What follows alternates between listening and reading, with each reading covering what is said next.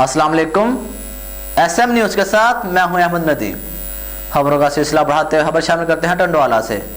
Pakistan peoples party के मरकजी रहनुमा अलहाज अब्दुल सत्तार बच्चानी साहब का मैन ने टंडवाला साहब का सूबाई वजीर रेवेन्यू सिंध ने वफाकी हुकूमत की जानिब से पाकिस्तान स्टील मिल से 4500 से ज्यादा मुलाजमीन को नौकरियों से निकालने के इक़दाम के शदीद अल्फाज में मज़म्मत करते हुए इसे मजदूर दुश्मन इक़दाम करार दिया। इसी हवाले से मज़ीद तफसीलात जानते हैं अपने नुमाइंदे आसफ कायमी से। जी आसफ, आगाह कीजिएगा।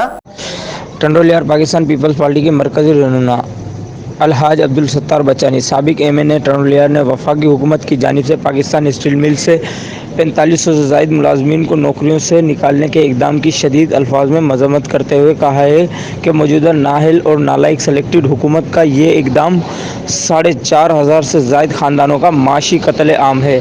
1 करोड़ नौकरियां देने के दावेदार नाहिल अवाम दुश्मन हुकूमत ने लाखों पाकिस्तानियों का रोज़गार छीन लिया है।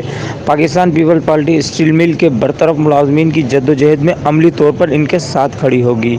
एक जानिब मदीने की रियासत का नारा बुलंद करने वाली नाहिल सेलेक्टेड हुकूमत आवाम को महंगाई की चक्की में पीस रही है तो दूसरी जानिब आवाम का माशी कत्ल आम कर रही है। उन्होंने कहा कि हम इस नाहिल और नालायक हुकूमत के इस इक़दाम की शदीद मज़म्मत करते हैं।